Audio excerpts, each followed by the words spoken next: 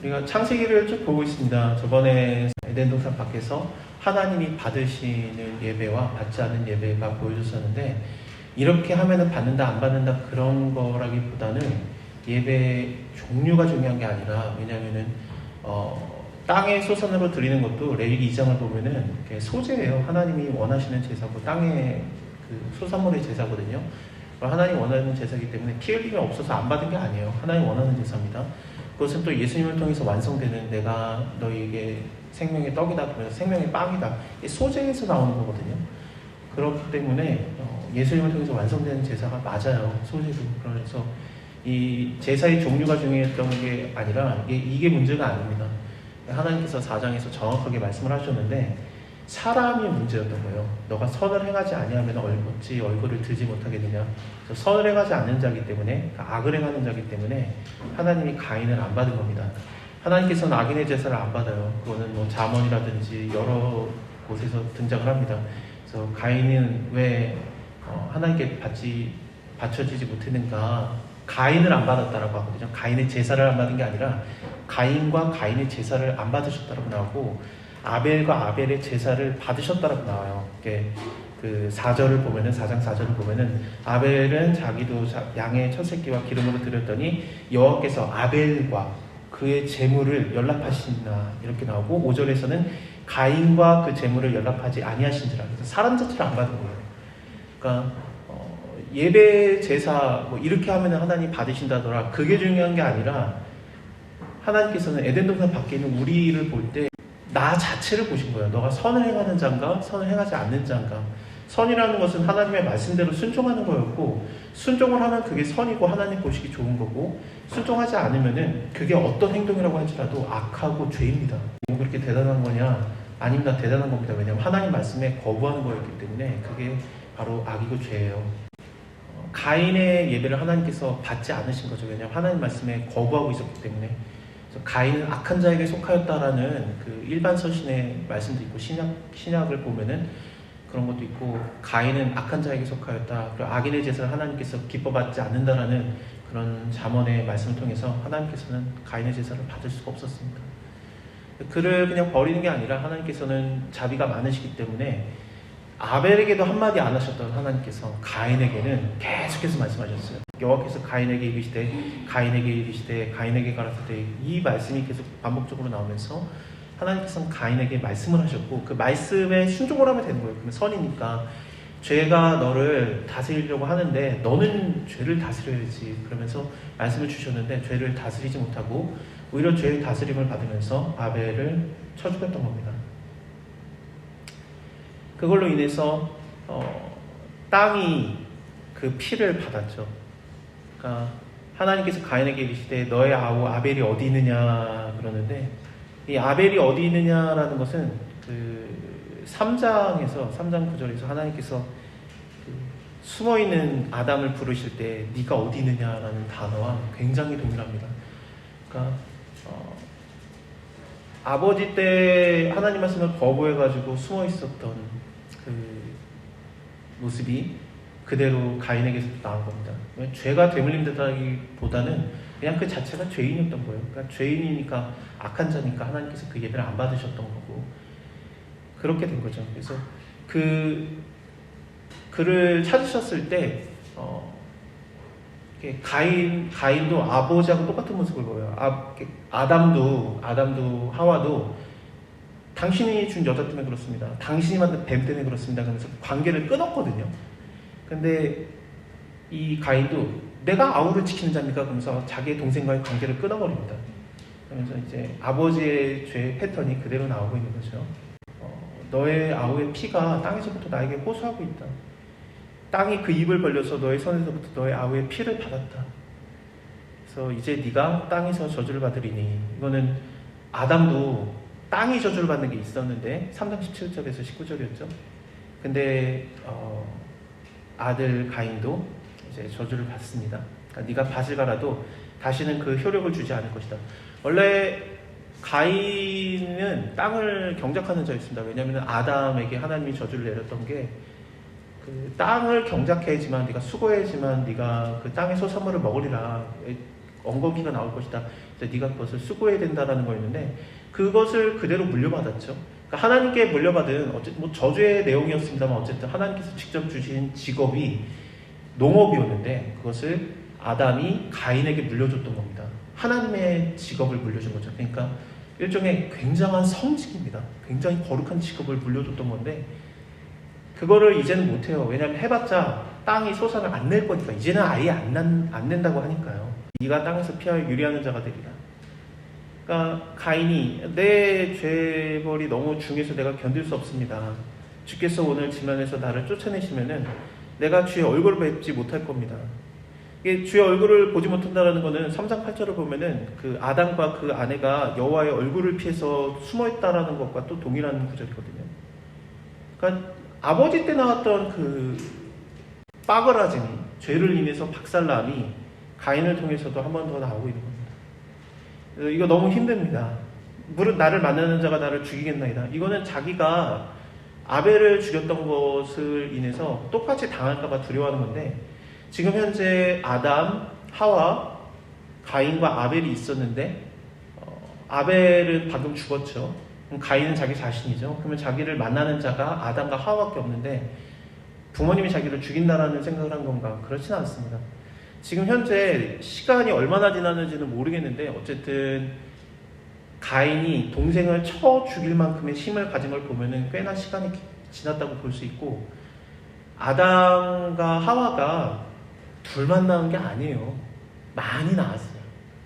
많이 낳았던 증거가 이제 곳곳에 나올 건데 거기에서 중요하지 않은 사람들은 성경에서 과감하게 생략을 합니다. 5장에서도 그게 나오는데 성경의 족보들이 쭉 나오는데 누가 누굴 낳고 셋이 뭐 에노스를 낳고 이런 식으로 나오는데 한 명만 낳은 게 아니에요. 수두룩하게 나왔지. 근데 그 중에서 그냥 한 명만 얘기를 한 거죠. 딸들을 안 낳았겠습니까? 딸들을 낳았어요. 그렇기 때문에 16절을 보면은 가인이 여호와의 앞을 떠나서 에덴 동편 노 땅에 거하는데 아내와 동침하니 이 아내가 어디서 나왔습니까? 엄마입니까? 여자가 지금 현재 없는데 아니에요. 아담과 하와가 딸들을 많이 낳았어요. 그 중에서 한 명하고 결혼을 한 겁니다. 굉장히 많은 애를 낳았어요. 아니 960년을 사는데 많이 낳았죠. 안 낳았겠습니까? 많이 낳았어요. 저희 할머니가 몇 명 낳았더라? 10명. 네, 10명. 아니 100살 사셨거든요. 저희 할머니 10명 낳았어요. 그럼 1000살을 사왔으면 3명 낳았겠어요? 많이 낳았지. 이런 거에서 이게 또 대표적으로 또 우리가 볼 수 있는 게 야곱이 딱 12명의 아들만 낳았을까? 딸이 있잖아요. 그 겁탈을 당한 여자가 있지 않습니까? 근데 그 여자는 겁탈을 당했기 때문에 기록이 된 거고 많은 딸들이 있었을 거예요. 그 증거가 되는 게 뭐냐면은 갈렙이에요. 갈렙이 유다 지파의 족장이거든요. 그러니까 12스파이가 갔다 올 때 그 스파이로 뽑을 때 지파에서 한 명씩 똘똘한 놈을 뽑은 게 아니라 각 족장이 갔다 올지라 그랬어요. 그래서 각 지파의 대표인데 유다 지파의 대표가 갈렙이었는데 갈렙 이름이 약간 유다스럽지 않잖아요. 이스라엘스럽지 않잖아요. 갈렙. 그의 딸 이름 악사. 뭔가 이상하죠? 느낌이 여호수아, 엘 이런 거 들어가야 되잖아요. 근데 뭔가 갈렙? 막 그런 느낌 들지 않습니까? 갈렙이 그나스 사람 갈렙이라고 나와요. 그나스가 에서의 아들 중에 한 명이에요. 그 말은 뭐냐면은 유다 지파의 족장이었던 갈렙이 사실은 유다의 어떤 그 딸과 결혼해서 온 사위로서 온 거예요. 사위로서.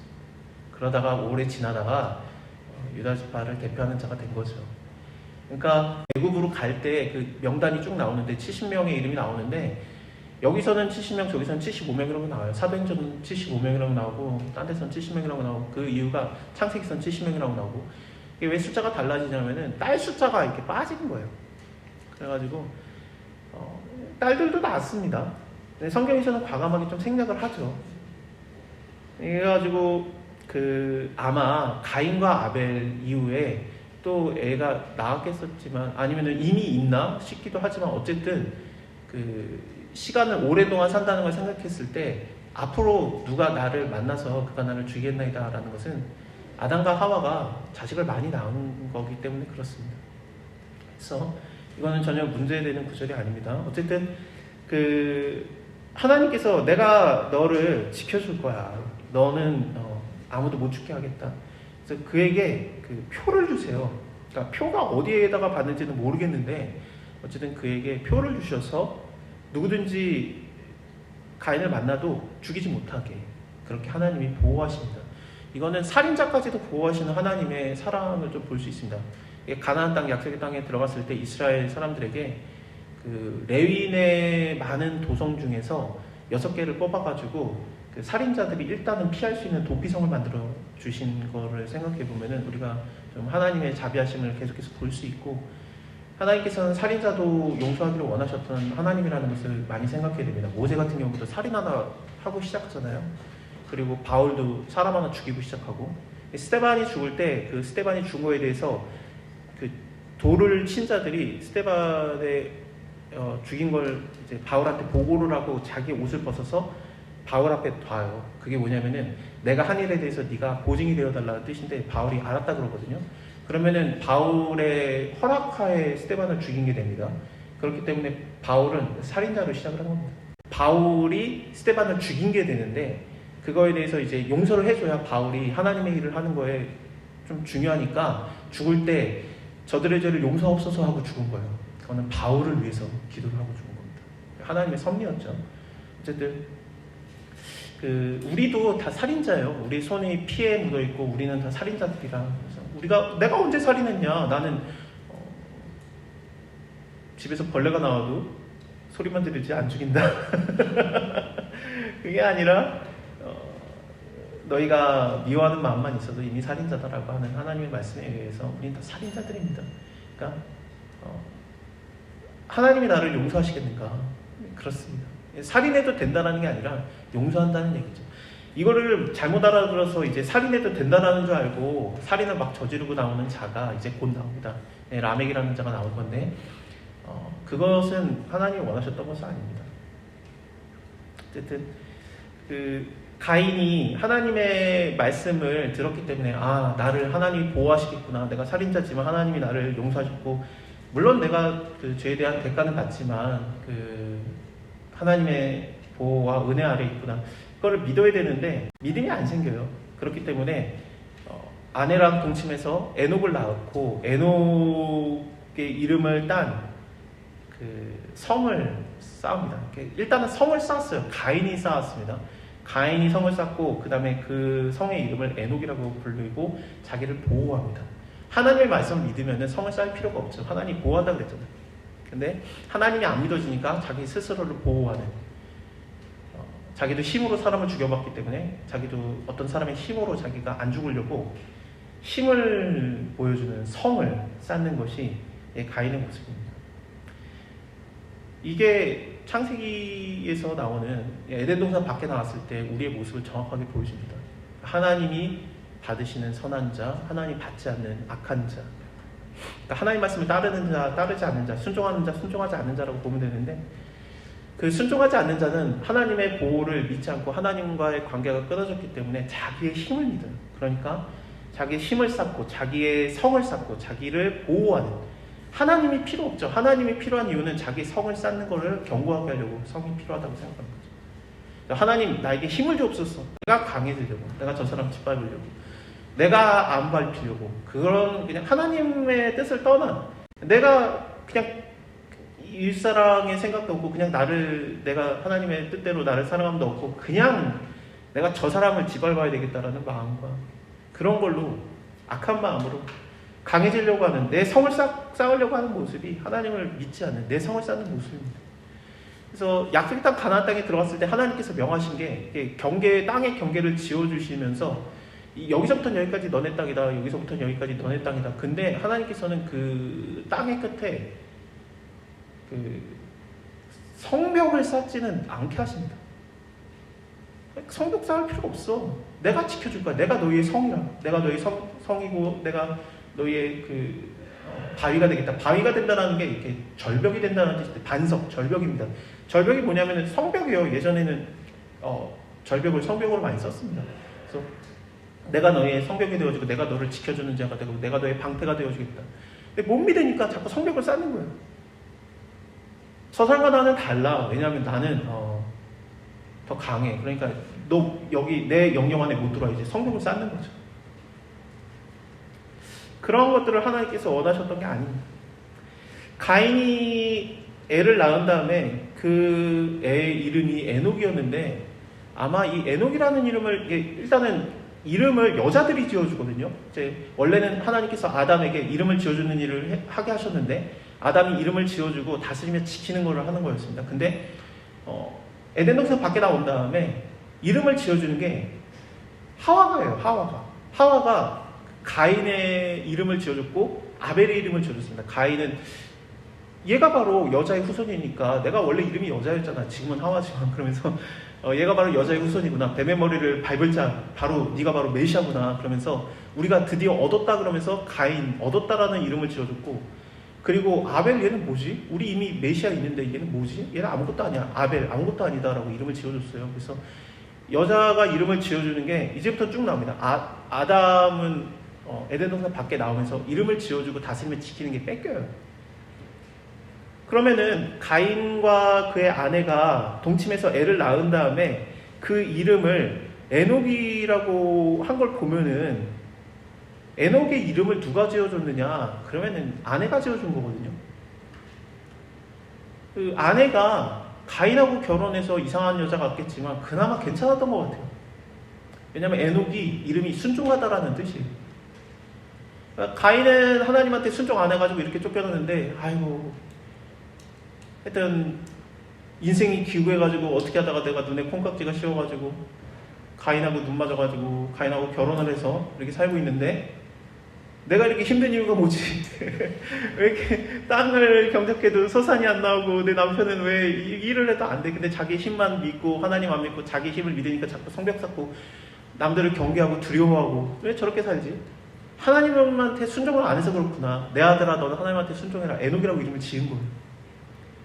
근데 가인은 자기의 성을 쌓은 다음에 나를 지키는 것은 결국에는 나고 너를 지키는 것도 결국에는 성이다.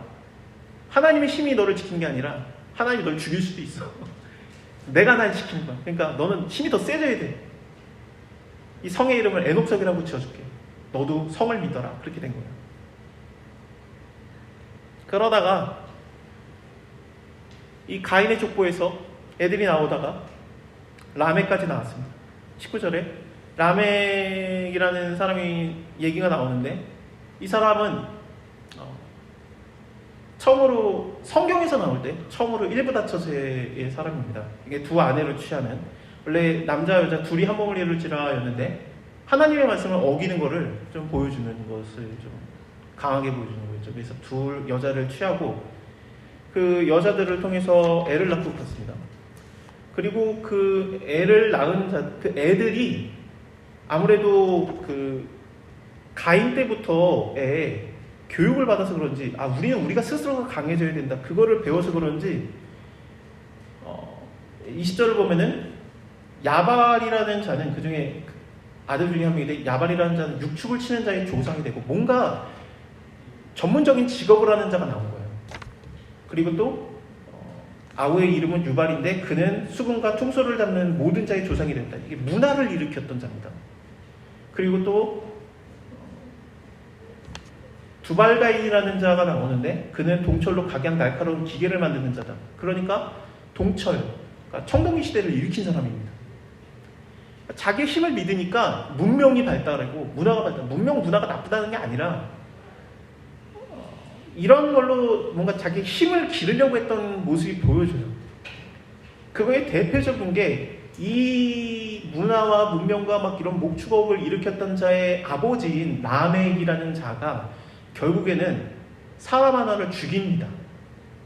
나의 아내들이여 내 말 좀 들어봐라. 내가 좀 다쳤거든. 그래서 나를 다치게 한 사람 내가 죽여버렸어. 그 얘기를 자랑합니다. 가인 때부터 계속해서 내려왔던 그 집의 두려움이 뭐였냐면은 누군가 강한 자가 우리를 와가지고 죽일 것이다 라는 거였는데 내가 너무 강해져서 내가 너무 힘이 세져서 나 조금 상하게 해서 내가 걔를 죽여버렸어. 내가 강한 자야. 근데 하나님 뭐라고 했는지 아냐? 가인을 안 죽인다 그랬잖아. 가인을 죽이는 자는 벌을 7배나 받게 하겠다 그랬잖아. 나는 그의 자손인데 나도 그럴 거 아니야. 나를 죽이는 자는 벌이 77배지라. 어쨌든 내가 강하고 하나님이 안 쳐도 내가 걔를 죽여버릴 거야. 그런 모습이 된 거죠. 람에게 이름의 뜻은 강한 자라는 뜻입니다. 자기 스스로가 강한 자가 된 거예요. 그래서 하나님이 이제 필요 없어. 내가 더 강해. 이 모습은 성경에서 쭉 나옵니다. 그래서 바벨 성을 짓는 거는 탑이 아닙니다. 정확하게는 바벨 성입니다. 바벨 성을 짓고 하나님의 말씀을 버리고 우리가 편만해지는 거, 우리가 멀리 떠나는 거 말고 우리는 뭉쳐 살자, 강하게 지내자, 우리 이름을 내자. 그래서 자기 성을 쌓으려고 하는, 하나님이 성이신데, 하나님이 우리의 모든 것이신데, 하나님이 우리를 지키시는 자인데, 하나님 필요 없어. 내가 힘이 있으면 돼. 하나님과의 관계 됐어. 하나님 보이지도 않네. 그래서 자기의 눈에 보이는, 눈앞에 보이고 내 손에 쥐어지는 힘을 믿는 자들이 점점 발달을 했던 거죠. 가인의 족보입니다. 아담과 하와가 동침해서 아들 하나를 더 낳습니다. 이름을 셋이라고 하였는데, 셋의 뜻은 대체하다, 그러니까 다른 씨라는 뜻이에요. 그래서 하나님이 가인이 죽인 아벨을 대신해서 다른 씨를 주셨다 그러면서 다른 자, 셋을 낳습니다. 그리고 셋의 가인은 점점 자기 힘을 믿고 세지는 그런 사람들이 나왔고, 이제는 자기를 해야 하는 자를 죽이는 굉장한 좀 힘에 그게 나오고, 힘이 세지는 게 좋은 게 아니었어요. 그 모습은 남을 해야 하는 거, 이웃사랑이 아닌 사람을 죽이려고 하는 모습이었으니까. 오히려 힘이 강해졌을 때 힘이 가장 강한 하나님의 사람은 어땠습니까? 예수님께서는 심지어 남을 위해서 죽는 모습을 보였는데, 그거에 반대가 되는, 내가 남을 죽여버리겠다라는 모습으로 성장을 했고, 하나님께서 그나마 좀 믿음을 지키려고 했던 그 믿음의 족보를 다시 좀 이끌어 가야 되기 때문에 아벨을 대신하는, 순교자를 대신하는 다른 씨, 셋을 통해서 애를 하나를 또 낳게 합니다. 물론 애를 많이 낳았겠죠. 근데 그 중에서 유명한 한 명의 이름이 26절에 셋도 아들을 낳는데 그 이름을 에노스라고 합니다. 그때부터 사람들이 비로소 여호와 이름을 부르더라. 에노스라는 사람을 통해서 드디어 여호와의 이름을 부르는 일이 일어나는 겁니다. 에노스가 뭐길래? 에노스도 강자였을까요? 라멕처럼, 강한 자 라멕처럼 그 모습이 아니었어요. 하나님께서 믿음의 족보를 이어가려고, 이제 정말로 믿음의 족보예요. 그래서 이제 예수님의 족보를 쭉 나올 때 셋, 뭐 이런 식으로 쭉 나와요. 그러니까 여기 족보가 나오는데 에노스도 이름이 언급이 되고 누가복음에 나옵니다. 근데 이 에노스의 이름의 뜻은 라멕하고 반대예요. 연약한 자, 약한 자입니다. 애가 태어났는데 8일 동안 아내가 같이 지내거든요. 그러면서 엄마가, 그래서 이제 애 이름을 불러주죠. 남자의 경우에는 8일이고 여자 같은 경우에 좀 더 긴 시간을 보냅니다. 근데 그 8일 만에 애 이름을 지어줬는데 약한 자라고 이름을 지어줬다. 그럼 뭐겠습니까? 태어나서부터 애가 비실비실했던 거예요. 그러니까 셋 입장에서는 우리가 하나님 잘 믿어보자 그러면서 애를 낳았는데 애가 비실비실한 거죠. 에노스, 연약한 자. 그때부터 여호와 이름을 불렀습니다. 저는 너무 이해가 돼요. 강하면은 하나님을 부릅니까? 연약하면 하나님을 부릅니까? 아파 죽겠어. 아이고 주여. 저절로 나오지. 허리가 아파. 아이고 주여가 나오죠. 아이고 주여가 나오죠. 그래서 하나님께서는 어쩔 수 없이 인간을 약하게 하고 싶은 마음이 없어요. 그럴 리가 없어요, 하나님. 근데 어떻게 해? 자기를 찾는 자를 시작을 하셔야 되는데 결국엔 연약한 자를 세우시는 겁니다. 바울도 말하기를 우리의 연약함이겠느냐 아니면 하나님의 은혜겠느냐라는 말을 좀 많이 물어보죠. 그래서 내가 연약했으니까 하나님을 찾게 된 거거든요. 근데 이거 기적이에요. 왜냐하면 우리가 연약하면 하나님을 찾지 않고 연약하면 하나님을 원망해요, 대부분이. 근데 연약할 때 오히려 하나님을 찾았다. 이거는 하나님이 주신 기적이라고 봐야 됩니다. 그래서 내가 하나님 안에 붙들려 있는 건데 이게 결박이에요, 결박. 그러니까 내가 하나님께 묶여있게 하는 방법. 묶여있으니까 약하죠. 근데 묶여 있어서 하나님께로 떨어지지 않게 하는 것이 우리의 연약함의 가능성이 굉장히 높습니다. 그래서 이 에노스 때부터, 그러니까 연약한 자일 때부터 드디어 여호와 이름을 부르고 그나마 믿음의 족보가 이어집니다. 누가복음의 시각에 의하면 믿음의 예수님께로 이어지는 족보가 이어지니까요. 그래서 에노스도 5장을 보면은 셋이 105세에 에노스를 낳고, 물론 많이 낳았겠죠. 근데 105세에 에노스라는 사람을 낳았고요. 그리고 에노스를 낳은 다음에 807년을 지내면서 자녀를 낳으며, 그러니까 자녀들을 많이 낳은 거예요. 여기 여도 있잖아요. 자녀, 여자도 있어요. 그러니까 딸들도 많이 낳았고, 그가 920세를 향수하고 죽었다라고 했어요. 하나님께서 이들을 어떻게 기르셨는지는 모르겠지만 어쨌든 1000년 가까이를 살게 다 하셨는데, 이들이 기록이 될 만한 거는 딱히 없었던 거죠. 내가 1000년을 살면 뭔가 대단한 일을 할 것 같은데 대단한 일을 했겠죠. 근데 하나님께서 보시기에는 딱히 그렇게 기록할 만한 일이 없었던 겁니다. 그러니까 열왕기상하 역대상하를 봐도 그 왕이 한 일은 그냥 역대지략이나 찾아봐라. 왕의 역대지략이나 찾아보고 나는 걔한테 할 말이 별로 없는데, 그러면서 그가 그냥 40년을 이스라엘을 다스리며 치리하였으면서 그의 왕의 묘실에 안치되었느니라. 그리고 끝나요. 하나님께서 보시기에 그 40년 동안 왕이 했던 일인데 기억이 안 남는 일들이 많았던 거죠. 기억에 남고 기억에 남지 않은 건 뭡니까? 기억에 하나님 말씀에 순종하는가 순종하지 않는가요? 성경에 기록될 만한 내용입니다. 그거는. 이 나코가 쭉 나오는데, 정말 이 사람들이 다 믿음이 좋았느냐 안 좋았느냐, 믿음이 좋았다라기보다는 그냥 믿음은 유전되는 게 아니에요. 내 부모님이 믿으면 내 자식은 저절로 믿음이 좋냐, 그럴 리가 없죠. 사무엘의 자식들 얼마나 망난이었습니까? 근데 하나님께서 사무엘을 사랑해 줘가지고 그냥 그 자식들을 저절에 죽이지는 않았고 쫓아냈죠. 성도들의 재물을 갖다가 몰래 취했잖아요. 그거는 엘리의 아들들이 했던 짓이거든요. 엘리 제사장의 아들들은 하나님이 죽여버렸어요. 근데 사무엘은 그나마 아들들이 똑같았지만 넘어가주는 게 있어요. 그렇다고 쫓겨나는 게 그거 자체가 큰 거긴 한데, 아버지가 사무엘인데, 믿음이 유전되는 게 아니라 그냥 믿음은 우리가 보고 배우는 거죠. 그래서 부모님의 믿음을 보고 배운다는 건 참 큰 겁니다. 사실은 어떻게 생각하면 내 자식이 나를 보고 믿음을 잘못 배울까봐 걱정이 되긴 해요. 내가 믿음이 좋냐? 아니니까. 그러니까 아빠가 믿음이 좋은 사람이 아니니까 아빠 보고 따라가지 말고 너는 성경만 보고 하나님만 보고 가. 그게 맞는 말이니까. 그러니까 하나님께서도 이게 너희가 말씀을 가리켜라 그랬지 니를 가리켜라 그러진 않았어요. 그러니까 우리가 잘 못 믿으니까. 그러니까 어쨌든 믿음이 좋았는지 안 좋았는지는 모르겠는데, 어쨌든 하나님께서 좀 눈여겨보는 족보였고, 여기에서 18절에서 에녹이라는 자가 나옵니다. 에녹 그 가인도 아들의 이름이 에녹이었잖아요. 순종하는 자. 근데 이 18절에서 야렛이 162세에 에녹을 낳았다 그러는데, 에녹 순종하는 자라고 이름을 지어준 거죠. 그 말은 뭐냐면 어쨌든 부모님의 영향인 것 같은데, 너는 하나님한테 순종해라 그러면서 엄마의 영향을 받아서 이렇게 하라고 해가지고 에녹이 이제 21절을 보면은 65세에 무드셀라를 낳고, 무드셀라를 낳은 후에 하나님을 300년 동안 동행하였다라고 나오지 않습니까? 그 말은 뭐냐면은 에녹 자체는 그 65살이 될 때까지 하나님과 동행을 안 했던 자예요. 그렇죠? 무드셀라를 낳은 다음에 하나님과 동행하였다라고 나오니까, 무드셀라를 낳기 전에 65년 동안에는 하나님과 동행하지 않는 악한 자, 죄인의 모습이었는데, 무드셀라라는 애를 낳으면서 하나님의 말씀을 알아들었고 그거에 순종하는 선한 자가 된 겁니다. 말씀에 순종하는 게 선이니까.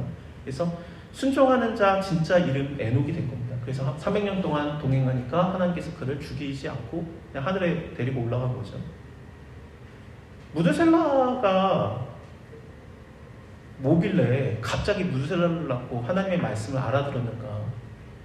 무드셀라의 이름의 뜻은 창을 들고 있는 자입니다. 그러니까 이 사람은 예전에는 부족 사회니까 창을 들고 있는, 그러니까 일종의 군인 같은 지키는 자가 있는데, 문지 같은 자가 있는데, 그 자가 죽으면은 다른 부족이 쳐들어와서 이제 심판이 온다라는 그런 속담 같은 게 있습니다. 그래서 창을 가진 자가 죽는 날은 심판의 날이다라는 그런 약간 그들의 생각이 있는데, 에녹이 하나님과 순종하지 않았던 65살이 된 에녹이 애를 낳으면서 하나님의 말씀을 뭔가 들은 거예요. 그래서 얘 이름은 무두셀라야. 얘는 창을 가진 자야. 얘가 죽는 날에 하나님의 심판이 있다라는 하나님의 말씀을 들은 겁니다. 그래서 무두셀라를 인해서 심판, 하나님의 심판, 하나님의 진노를 깨달으면서 하나님과 300년 동안 동행을 하고 하나님께서는 그를 그냥 데려가신 거죠.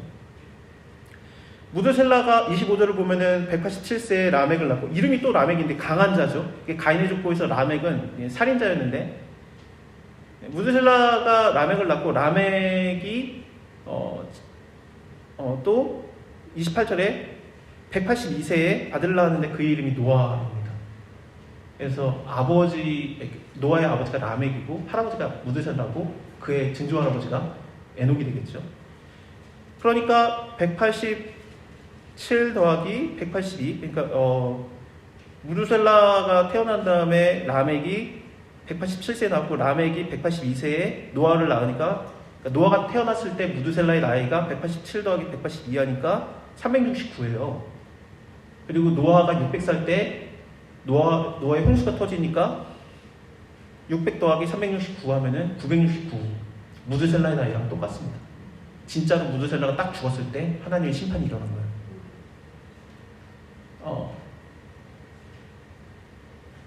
왜 무두셀라 오래 살았느냐? 왜 성경에서 제일 오래 산 사람 969살 무두셀라냐? 하나님이 오래 참은 거예요.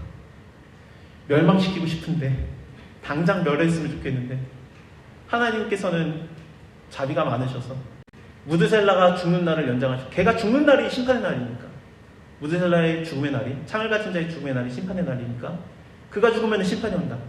그거를 인해서 하나님이 참고 참다가 969살까지 산 겁니다. 어떻게 보면은 노아의 민기적 버림이 빨리빨리 안 만듦이 하나님의 오래 참으심이 또 무두셀라 왜 나 안 죽어? 그러면서 이제 그런 상황에서 하나님의 자비가 보여지는 겁니다. 이거는 누가복음에서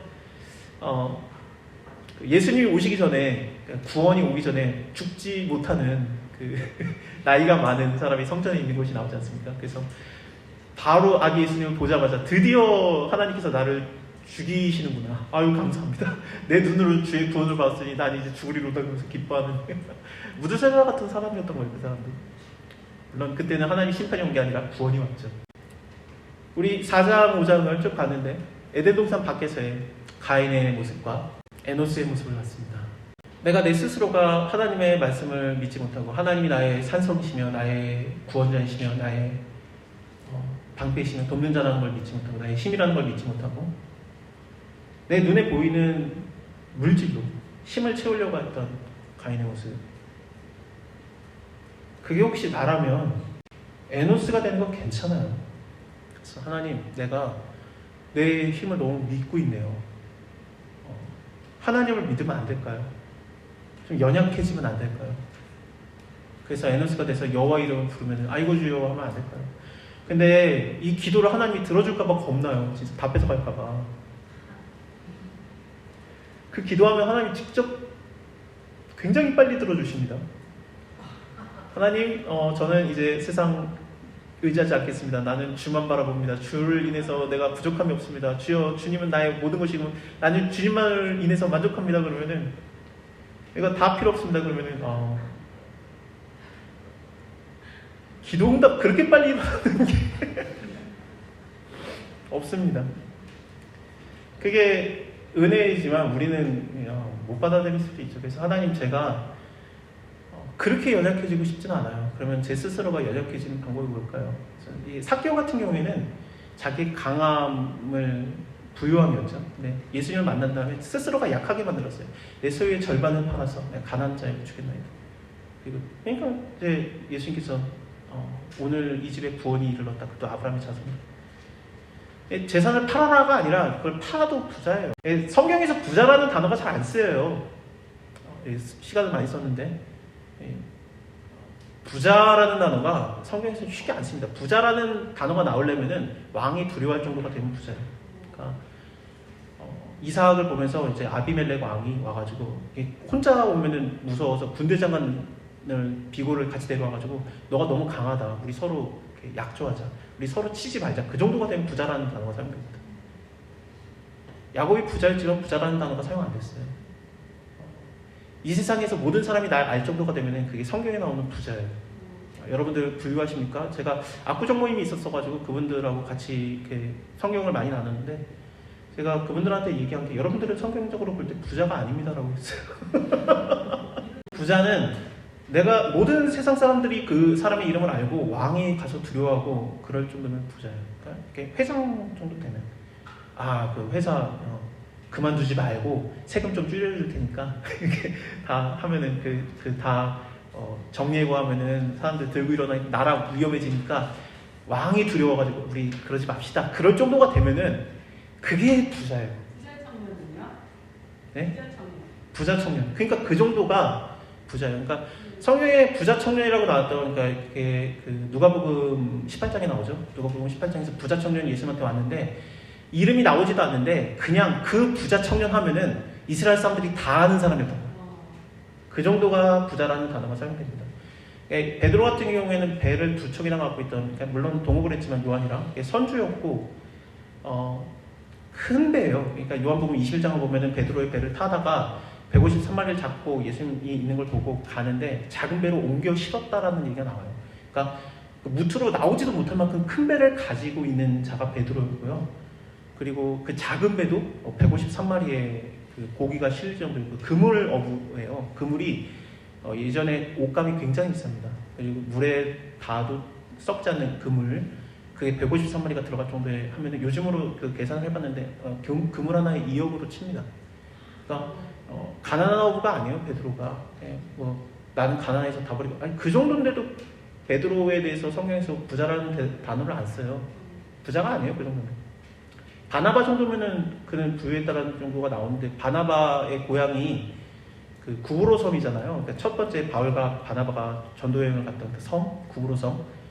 그 섬의 절반 정도가 바나바의 땅이었다라는 얘기가 있습니다. 그래서 자기 고향으로 전도 여행을 갔던 거죠, 바나바는. 그 섬이 작은 섬이 아니에요. 충청도보다 큽니다. 갑자기 부자 얘기가 나오니까 지분이 많아졌는데 네, 좋습니다. 예. 그게 안식년에 땅을 다 돌려줘도 예. 부자가 땅을 살 수가 있어서. 부자가 돼서 땅을 사고 그거는 이스라엘 약속의 땅 가나안 땅에 들어가서의 얘기인데 한 번도 하지 않은 일이에요, 이스라엘 사람들이. 희년을 한 번도 안 했고 안식년도 한 번도 안 했어요.